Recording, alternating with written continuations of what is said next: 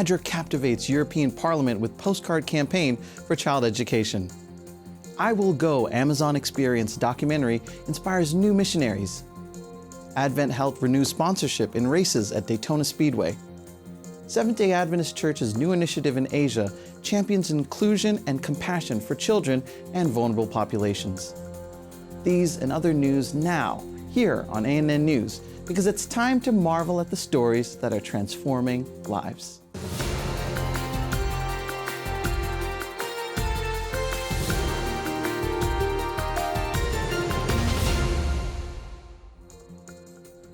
ADRA Europe took its postcard campaign to the European Parliament in Brussels, Belgium, where most of the meetings of European politicians take place. The postcard campaign advocates for universal access to child education. Over 700 members of Parliament received postcards reflecting the dreams and aspirations of Adventist children in Europe. The cards were crafted by children and youth from Pathfinder clubs, schools, and Seventh-day Adventist churches, demonstrating with every stroke and word the desire for knowledge. Inspiring everyone to fight for a world where every child's right to attend school is protected. The campaign not only conveyed the message in a fun and emphatic way, but also directly involved children in advocating for their own rights, encouraging them to become adult champions of education. ADRA Europe thanks all the children who dedicated their hearts to the art contest and wrote messages on postcards over the past 8 months. While millions lack access to education, ADRA seeks to ensure that all young people have access to educational opportunities. The Adventist Humanitarian Agency in Europe is leading campaigns to ensure this happens worldwide. Responding to global concerns for individuals with special needs, the Seventh-day Adventist Church has launched the Adventist Possibility Ministries. This initiative amplifies outreach efforts reflecting the Church's unwavering commitment to inclusivity and compassion, providing uplifting support for individuals of all abilities worldwide. In a stark revelation, research shows that 153 million children globally are orphaned, and a staggering 168 million are involved in child labor, constituting nearly 11% of all children.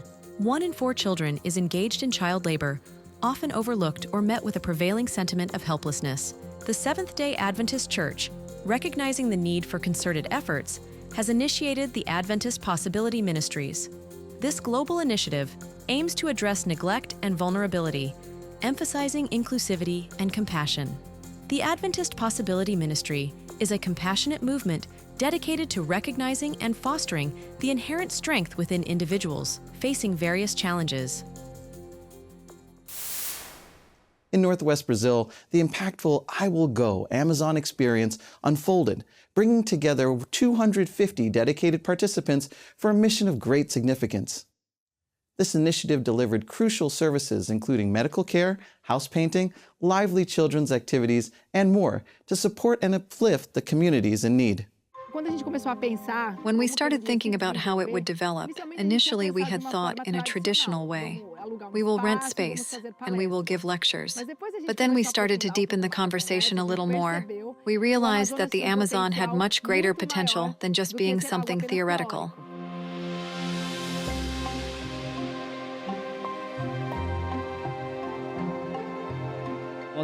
We imagined that we could also provide a missionary immersion. Each person who participates also has the privilege, the opportunity to have this missionary contact with the communities that we are serving. So that's our differential. If we did I Will Go only with seminars, testimonies, we wouldn't be able to attract people, get their attention. And in fact, what really impacts and motivates people is exactly this contact with the mission.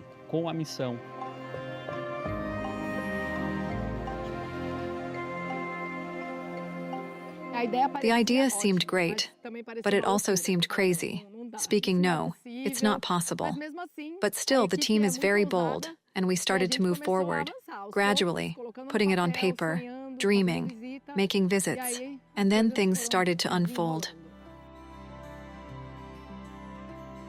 For us, the first concern was how to carry out a mission in the interior of the Amazon, such as selecting the communities. So there at the Union office, as we started planning the I Will Go, we thought we need the Northwest Missions Institute, as they have all the knowledge, that experience. We started to see that we have a sufficient team. How are we going to do the food challenge? And financially, if they were to pay for the event themselves, they would be very expensive. But everything is very expensive to come to the Amazon from outside. And for those who are in the Amazon, it is also expensive. 200 people seems easy, but it's not. In fact, all the coordination for this missionary immersion to happen was provided by the Missions Institute. So our biggest concern was really being able to offer a logistical structure. And we praise God because here in the Northwest Brazilian Union, we have an institute that can help us so that we could really develop this mission in the best way possible. Then came a challenge greater than all the others combined, and that were magnified: a record drought in the Amazon. 17 cities in Amazonas are in a state of emergency due to the drought. The water levels of the region's rivers are dropping at an accelerated pace. The reduction of the river levels has compromised navigation and has made it difficult to transport the production from the Manaus Free Trade Zone.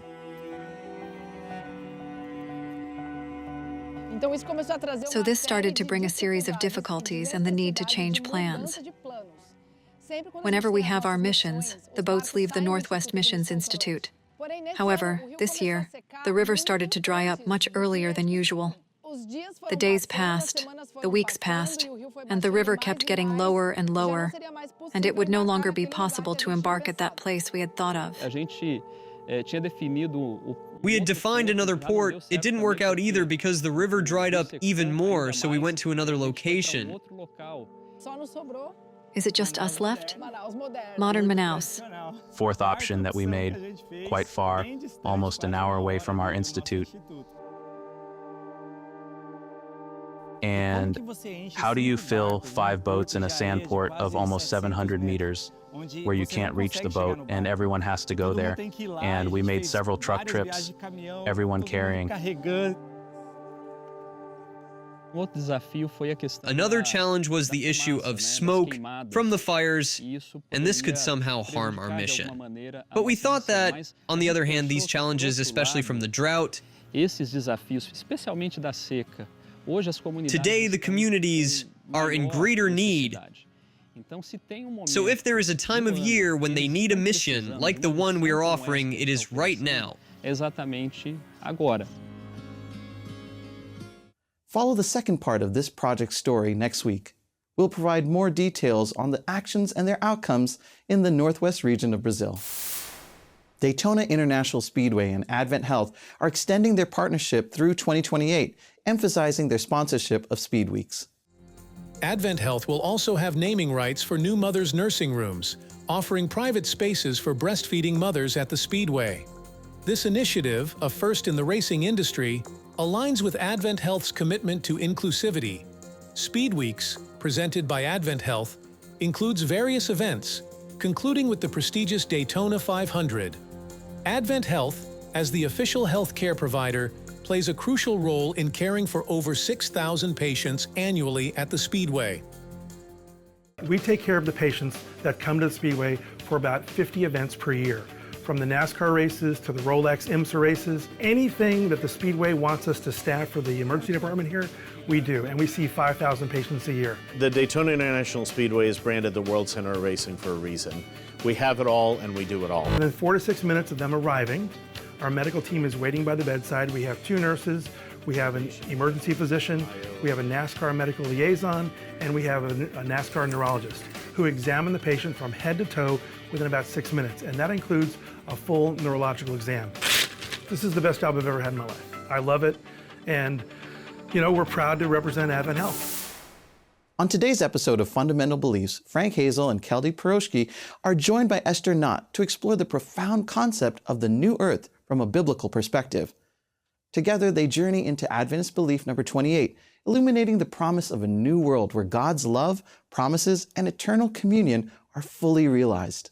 God will wipe away every tear from their eyes. There will be no more death, no more sorrow, nor crying. There should be no more pain, for the former things have passed away. So that's the context for life and death and the hope that we have. That's a beautiful hope. Yeah, I think we all resonate with that. We all have the same longing to see again the people that are dear to us and to be reunited with them. Yes, Kelly, any additional thoughts why this is significant for us, this teaching? Yeah, just thinking about the context of the Bible, right? The Bible is so full of promises that God gives to us, all sorts of promises for our daily lives, for our salvation. And one of the biggest promises is that we will be able to be with Him forever, that He will make things right. And the new earth, this believing in the new earth, is really beautiful because it really shows that every single one of God's promises will be fulfilled. He will be true to His word. And when we get to the new earth, we'll finally be able to see God is faithful, He is true, He is loving, He is just, and all of His promises have been fulfilled, and we'll be able to experience that joy for all eternity, which is really, really amazing. So could we say then that this is in a sense a climax to everything that we hope? Would you agree with that, or any additional thoughts that you would like to share, Esther?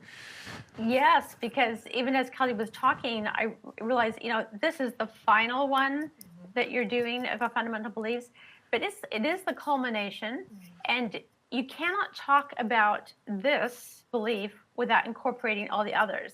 Follow the resolution of this discussion and several others about the Seventh-day Adventist fundamental beliefs on our official YouTube channel.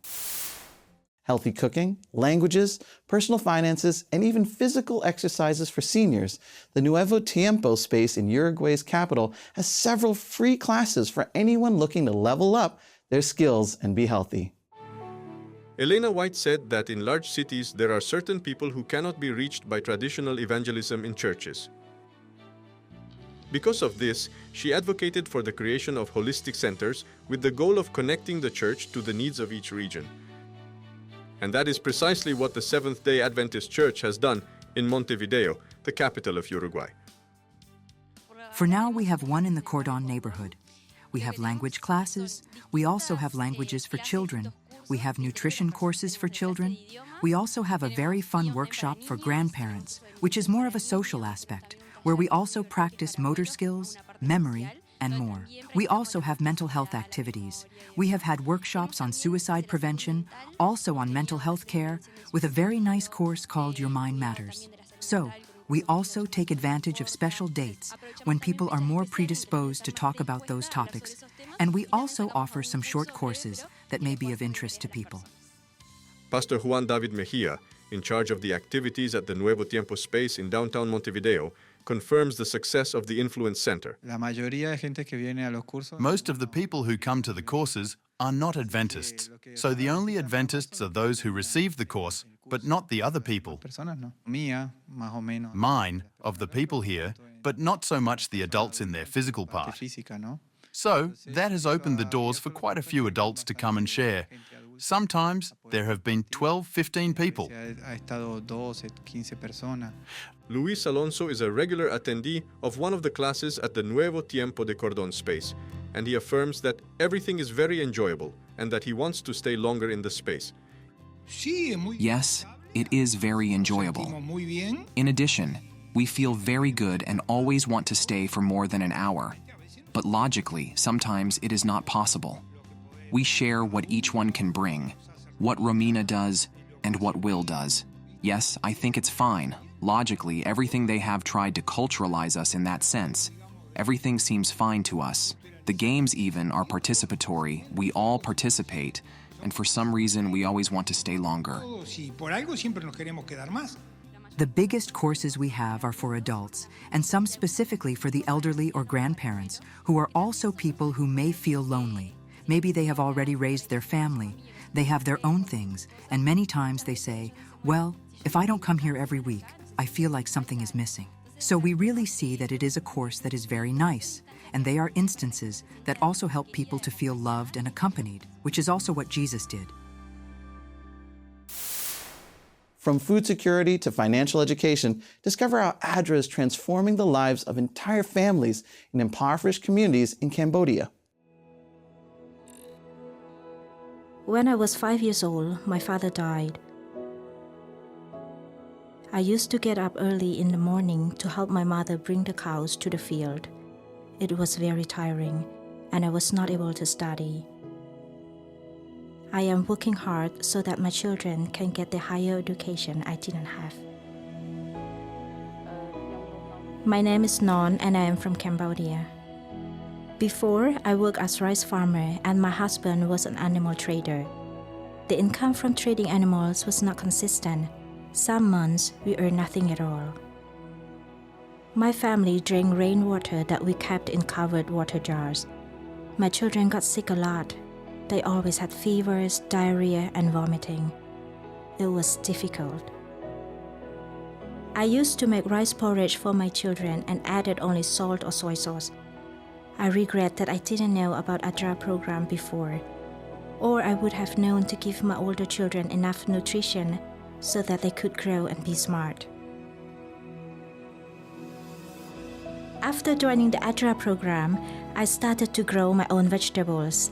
I started adding the vegetables I grow to our porridge. My children now eat more vegetables and yellow fruits like banana and papayas. I received a water filter from ADRA. Using a water filter has saved me from having to boil water to drink. We learned to wash our hands before eating and after using the toilet. There is a big difference. We are much healthier now. I have learned to raise chickens, geese, and ducks. I sold 3 of my geese and earned $50. Before, I had no saving, but now I can save $100 a month. This gives me peace of mind. I told my children that I will work hard to earn money and send them to college. I want them to be a dentist, teacher, or engineer. At school, I like to read books. When I grow up, I want to be a teacher. I have big dreams for my family's future. Thank you. Clean water for a community in Zimbabwe. After many years of sharing the same water with local animals, the residents now have a well thanks to the action of an Adventist youth group. Community members of Mkonyeni village in Matebeland, North Province of Zimbabwe, were overwhelmed with joy on the 25th of September 2019 at the official handover of a borehole drilled for them by Adventist youth. This community has had no access to clean water for many years. The only water body available had been a seasonal dam from which they have had shared unclean water with animals. Mr. Vingube, chairman of the District Water and Sanitation Subcommittee, said that several attempts had been made to try and provide the community with clean water, but none of the efforts were successful. He emphasized that the water this community had found was a miracle from God. This community is now hoping to have solar-powered equipment for the borehole so that piped water can also reach the school that is close by. The Adventist International Institute of Advanced Studies, AIIAS, in the Philippines inaugurated the Bethlehem Green Project, a hydroponic greenhouse initiative. The inauguration of the Bethlehem Green Project was marked by celebration and gratitude.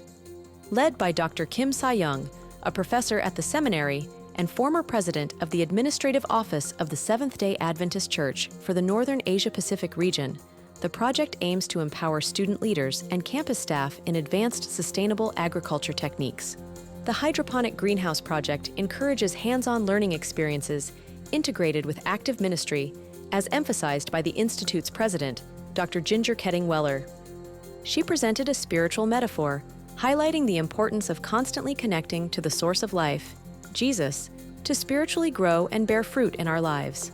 Each harvest from Bethlehem Green combines learning with practical service.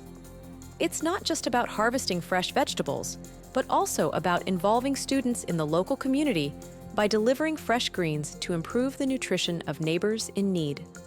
Additionally, the additional profits from sales go toward supporting practical missionary work, further expanding the Institute's involvement in global missions. The initiative also aims to shape leaders who care for others and are ready to help. The Bethlehem Green Project is more than just a food greenhouse. It's an inspiring symbol of empowerment, sustainability, and service, shaping the future leaders of the global church. Let's see how the Sanitarium group from the Seventh-day Adventist Church in Australia transforms lives with health solutions. From reliable cereals to social programs, they're leading the way to a better life. And Sydney Adventist Hospital completes the mission with comprehensive care and world-class cancer treatments. Changing lives every day through whole person health is the purpose of the Sanitarium Health and Wellbeing Group. Sanitarium Weet-Bix is Australia and New Zealand's most trusted breakfast cereal, and with Sanitarium Up and Go, they lead the breakfast category. Sanitarium has a deep social commitment, illustrated by Breakfast at School and the world's largest kids triathlon event. With its mission of Christianity in action, Sydney Adventist Hospital is transforming lives by caring for the whole person, their physical, mental, and spiritual needs. The SAN is known for its state-of-the-art technology and patient-focused care, with a world-class reputation in cancer treatment. Our next destination is in India, at an Adventist school that accommodates around 2,300 students. Due to its precarious conditions, the government has mandated the demolition of the girls' dormitory to ensure the safety of its residents, but help is on the way. This quarter, a portion of our 13th Sabbath offering will help to provide a secure and improved living space for these students. Welcome to India. If you go to the southern state of Tamil Nadu, we find the city of Thanjavur.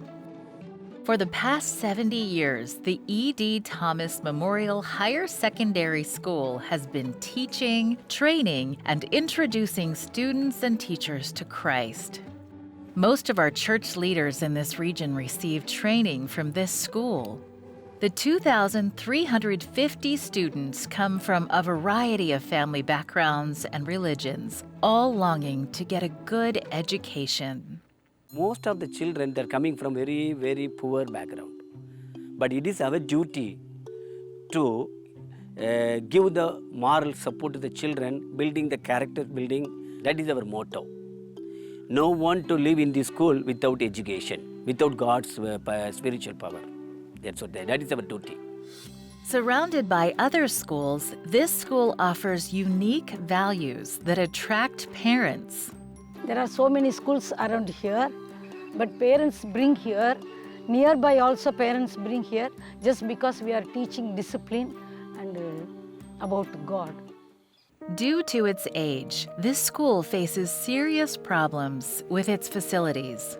The girls' hostel, it is not secure because the building is very old. The government very strictly ordered do not have the asbestos sheet roof because it is affect the children. The government very strictly ordered to demolish the oldest building and especially in the asbestos sheet. Marilini is one of the students staying in the girls' dorm. Coming to this school was a challenging experience because she needed to travel far from home. Even though she didn't come from an Adventist background, she made good friends in the dorm, learned about God, and excelled in class. She still admits there is room for improvement. Yeah, we need some improvement because the hostel is not with concrete walls. It's asbestos sheet. In summer days, we're feeling so hard. We have to change this, and the toilet is not enough for us. We need some more rooms and some facilities there. This quarter, a portion of your 13th Sabbath offering will help renovate the girls' dorm at E.D. Thomas Memorial Higher Secondary School, providing the students with a safer place to stay. Please pray for the students and teachers at this school. Pray that this school can effectively represent Christ despite their current situation.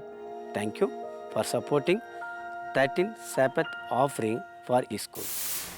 With these stories that inspire, touch our hearts, and leave us feeling uplifted, we conclude this week's ANN News. Thank you for watching ANN. Join us next week for more news from the headquarters of the Seventh-day Adventist Church. Did you know the Seventh-day Adventist Church has a YouTube channel where you can watch other amazing videos? Just go to YouTube and search for the Adventist Church. Make sure you click the subscribe button so you never miss a new video. And remember, leave a comment or a prayer request. We have a team dedicated to praying for you 24 hours a day, 7 days a week. Before we say goodbye, we'll leave you with some good news from the book of Isaiah, chapter 26, verse 4. It says, "Trust in the Lord forever, for the Lord God is an everlasting rock." And remember, you can always visit Adventist.news for daily news and videos. Until next time, when we will have more news of faith, love, and hope. God bless.